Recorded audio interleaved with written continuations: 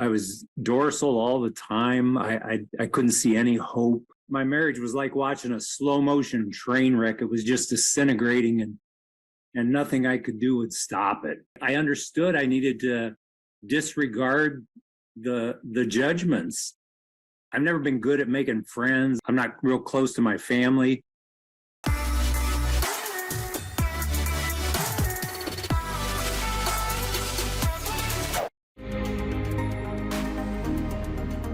So I just wanted to say what was going on in your life before you decided to go all in and start to shift these patterns. Yeah, when I came to see you, or when I started with you, I was at the absolute end of my rope. I was dorsal all the time. I couldn't see any hope. Dorsal means dissociation. He just wasn't in his feelings, wasn't in his body. He wasn't connected with himself, his nervous system. There was past trauma. He hadn't, done actual embodiment trauma work. That's what dorsal means. Go ahead, brother. Yeah, I just couldn't see any hope. It was like my marriage was like watching a slow motion train wreck. It was just disintegrating, and nothing I could do would stop it. And I came to you in desperation.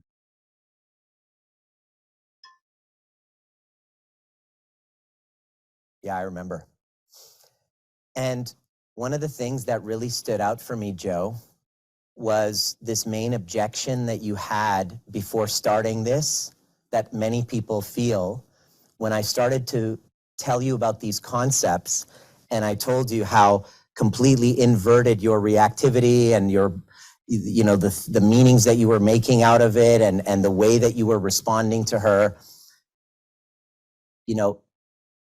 the thing that stood out for me was how much you thought, like, this is impossible for me to get. It's so completely contrary to what I thought that there's no way, and we kind of made a joke, there's no way you can because you're a doctor of veterinary medicine, there's no way we can teach an old dog these new tricks. It's just impossible. Do you want to talk a little bit about how impossible you thought that this would be to change these patterns? Right. For a long time, it was like you were just talking a foreign language, and I couldn't wrap my brain around it. And I'm a smart guy, and I just thought maybe this is just the way I was, and there was no hope. But you kept after me, and it started slowly. It started to sink in piece by piece, and integration by integration, and I have a good work ethic, and I applied myself, and you sure did. I kind of wanted to tell the story about this morning, so you stole my thunder a little bit there. Well, tell us what you discovered that was happening before. And what was the big breakthrough for you through this process? Because you went from, this is a foreign language, it's impossible for me, and all of a sudden, it started to click. Take me back to when Jamie started noticing changes in you. Right. Well, so for a long time, I mean, more than a year, I've been trying to hold her feelings, and as I learned from you, I got to the point where I could let her accusations and her judgments bounce off of me, but it was like I was being stoned. It was like I was just being pelted, and eventually it felt like a kick in the nuts after a while. Right, I just fall apart eventually, but like it was this week, like something clicked finally, and I understood I needed to disregard the judgments, and that's what I did today, and holy f***, it worked. Instead of being led by her feelings, you led her into her feelings, and she felt, you saw what she had. I feel seen, I feel heard. How many years were you living in a a depolarized situation. And why? What happened? What was the result that led you Well, down that downward spiral? yeah, like 7 years ago, I became convinced I was losing her, and I fell back on an old coping mechanism from my previous marriage, which was seeing prostitutes. And I did that for a couple of years, and she caught me. And when she caught me, it was weird because it was like before she caught me, I thought I was perfectly justified in what I was doing. And the moment she caught me, I knew I'd made a horrific mistake. And and I didn't know how I would ever recover from it. And so the last 7, almost 8 years now, it's just been, hanging on by my fingernails, trying to repair things with her. Trying to win her Right. back and to try to fix it. Right. Right. Yeah. And unknowingly submitting to her energy and Right. slowly wearing her down. And then last year around this time, wasn't it, where she said, that's it, we got to separate. Right. So when you started working with me, you had already started separating. You were feeling hopeless. And it had been how long since you guys had sex? Well, it'd been well over a year. And I was trying not to keep an exact count, but it's hard not to know approximately. Amazing. Right. What changed it for you? Tell me what the big breakthrough was. It was depolarized. Tell me what shifted. How did it go from no sex and you were like, I don't think it's going to happen? Tell me what happened. Where was the breakthrough, and how? It was kind of fairly recently, but tell us what happened. Yeah. So there was a couple things.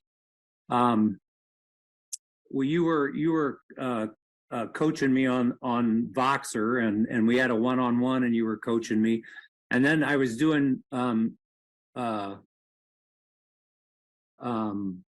shadow meditations on my own, and I did like 3 shadow meditations a day for a week, and something clicked inside me, and my whole body felt different, and I just, like, I had this courage, and I went to see her feeling that way, and things really shifted. You just made a proposition and she was like, okay. And Right. all of a sudden I get a text message from her and she goes, oh my God, and imagine me, I was so excited about it, that they had sex for the first time in 455 days to be exact. And so it was one of those experiences where I was just jumping up and down and all of this because you were hopeless at one point. So that's really cool. The coolest thing here, though, is that you did not ask her to do the work. How did she end up on a call with me? Yeah. So, boy, things were really dark right then. It felt like it was almost the end, and I couldn't. We quit couples counseling, and she wouldn't go to the overview. It was too big of a time investment, and I got Kim to give me a recording of one of the overviews, and I gave it to her, and she watched it. She sat down and she watched the damn thing, and it turned her. It turned her back. I got on a call with her and I said, are you doing this for you? This is not to save your marriage. This is for you. This is not for the outcome except to love you. And she said, yes, I'm all in. God bless her that she's taking it on as well. And she's so coachable. But that was my favorite moment. The fact that she saw such a shift in you that she was willing to start taking responsibility rather than staying in that victimhood state about it. And wow, it feels like you've done the impossible. She said, I can't believe I'm doing this, but I'm going to do it. Yeah. So tell me what your favorite part of this whole process has been for you. I've never been good at making friends, and I don't have I'm not real close to my family, but 3 times a week we get together with this group of people, and they feel like a family to me now. I don't know how I can stop coming, because it's going to be like leaving a family behind. Yeah. It's a safe container for you to express yourself. And this is a big deal, because when you started, vulnerability wasn't easy for you, and you've mortified the shit out of yourself. And can we give Joe some love right now? He can't see it right now, but can we just give him some love for his vulnerability? I'm just, on behalf of everyone, I have so much love for you.